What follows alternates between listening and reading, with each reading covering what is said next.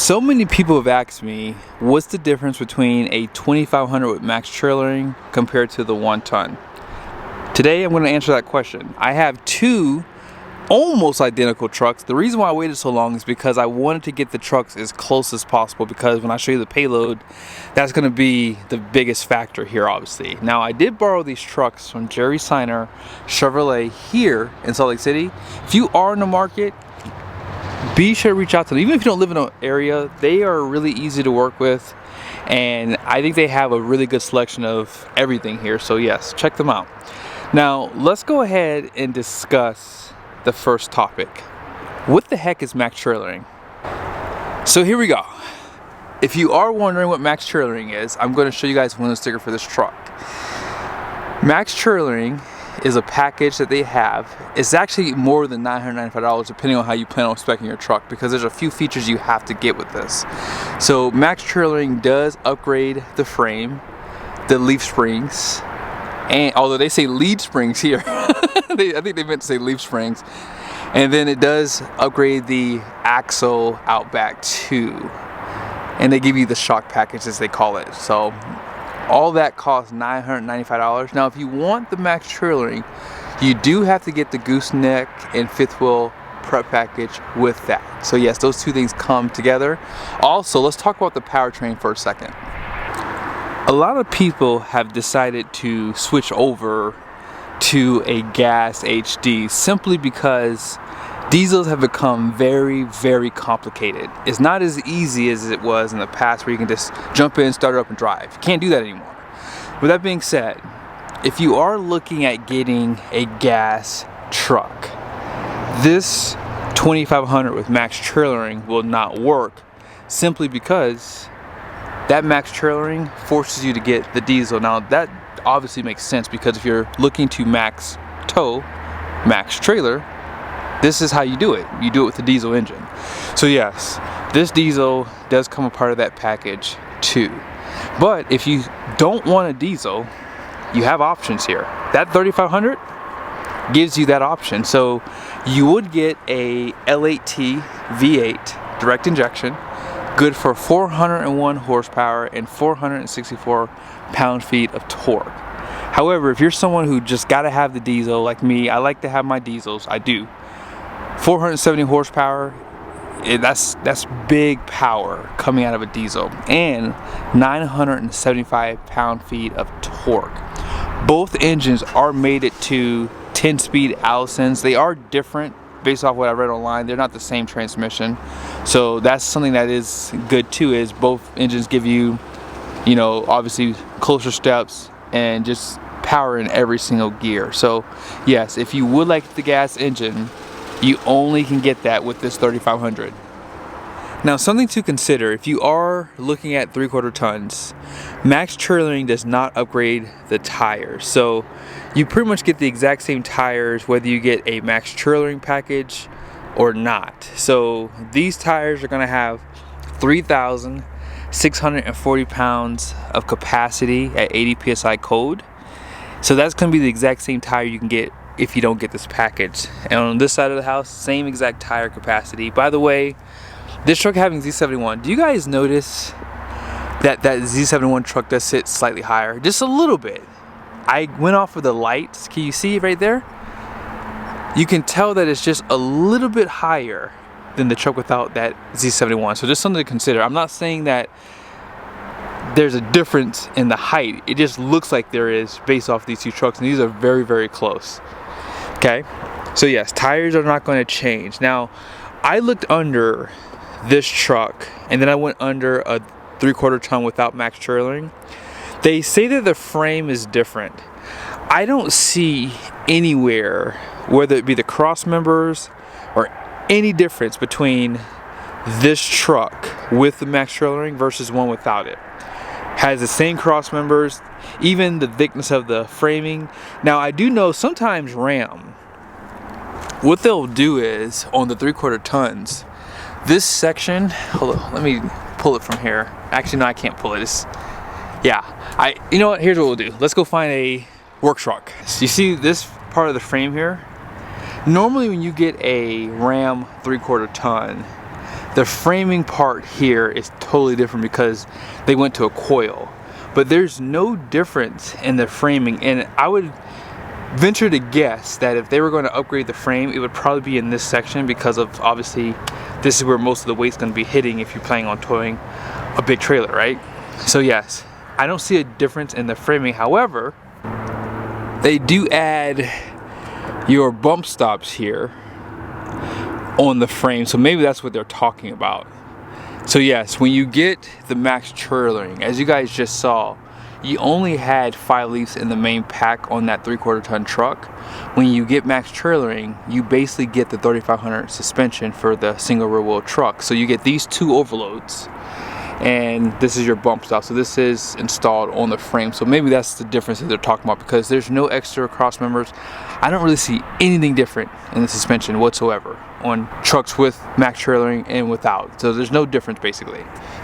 And on this side, you can pretty much see exact same thing, and there's no difference between these 2 trucks. I literally climbed under both of them, you know, piece by piece, just to see if maybe there was something different, and there is absolutely nothing different. So yes, the other thing that you guys saw was that when you get a 3/4 ton without this max trailering, you would have a 11.5-inch ring gear. So going up to the max trailering, you get basically the exact same ring gear size as this one. So it's a 12-inch ring gear for both of these trucks, and that is a 14-bolt rear end too, and that doesn't change between with or without max trailering either. Last thing to point out, the shock absorbers are upgraded for max trailering, so they do say they give you the 3500 shocks. Now if you were to look at these between 2500 without max trailering versus one with, you're probably not going to notice a difference. It's probably the way they tune the shock absorbers. That's probably the only thing different. So let's go ahead and look at the numbers on the door, because this is where you're going to see the biggest difference between this truck versus this 1 ton. Now here's one reason why someone would buy a max trailering package. If you are looking for the most payload possible, you're gonna have that with this 3/4 ton. Sometimes people don't want to go to a 3500, and I'll explain here in a second why. So 2 things get upgraded on this truck. Number 1, gross axle weight rating in the rear is 7,250 pounds. If this was a non-max trailering 3/4 ton, that would be 6,600 pounds. So you go up significantly, which is basically the 1 ton rear end for this truck. Also, you go from 11,300 pounds, because they changed it for 2025 for some reason. It used to be 11,350 to 11,750. So now again, you're gonna pick up more capacity for the truck. So that raised GVWR is going to increase your payload capacity. Now if this number here was 11,300 pounds, here's how much payload you would have. You would be in the ballpark of about 3,000 to 3,100 pounds, because remember, you have extra components on this truck because of max trailering. But nevertheless though, you still have more payload capacity. Now here's how I look at it. For someone who's looking to buy this truck, right? Let's just say they have a travel trailer. They don't plan on towing a 5th wheel or gooseneck trailer, but they do plan on maybe towing a large travel trailer. And let's just say that they want to put a golf cart or a 4-wheeler in the bed. Now, you don't have to go up to a 1 ton to have enough payload capacity, number 1, and you don't have to go up to a 1 ton to have more axle rating.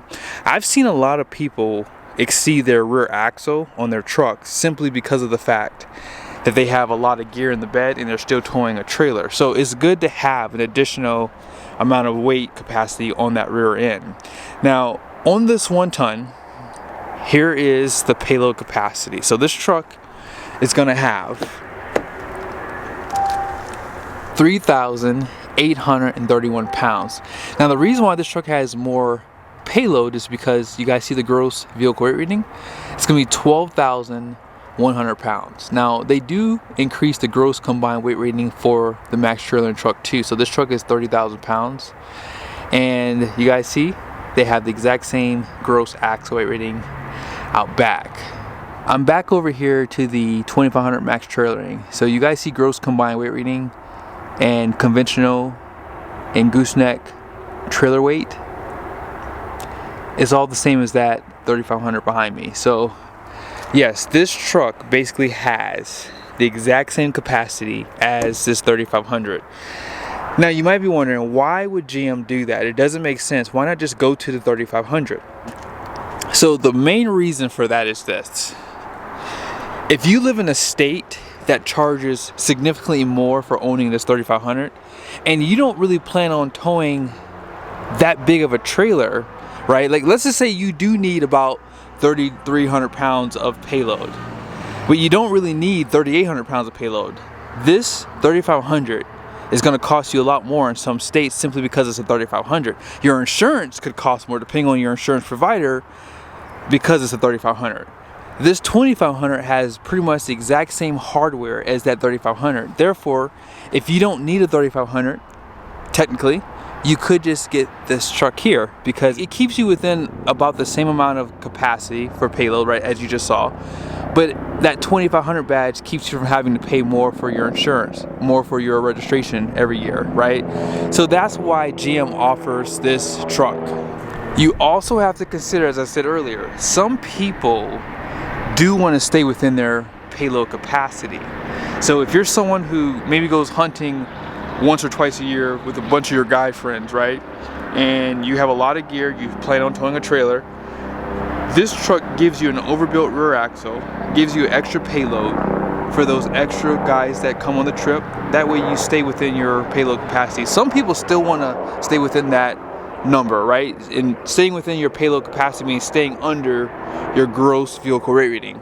And that's why GM offers this truck. They give you an extra option in the marketplace. And keep in mind, GM still offers a truck in the 3/4 ton segment with a 10,000 pound gross vehicle weight rating. So if you're someone who owns a business and you do hot shot and you want to obviously tow the biggest trailer you can without having to register as a commercial use vehicle, you can tow up to 16,000 pound gross vehicle weight rating trailer and still have this type of truck without having to register for commercial use. So there's a lot of options that GM gives you. I think the max trailering does make sense because, as I said, some states do require you to register and pay more for a 3,500. Therefore, this makes so much more sense for people. But I hope this video was helpful. Be sure to leave your comments down below. Did I leave out anything or did I miss anything on the underbody of the trucks? Like I said, I looked under the trucks earlier. I went over here. They had a non-max trailering 3/4 ton, and I literally looked under the truck piece by piece to see if the cross members were different. I didn't see anything different. The only thing I see different is the bump stops. Apart from that, the framing is really essentially the exact same as the 1 ton truck. So yes, let me know your thoughts down below. See you guys soon.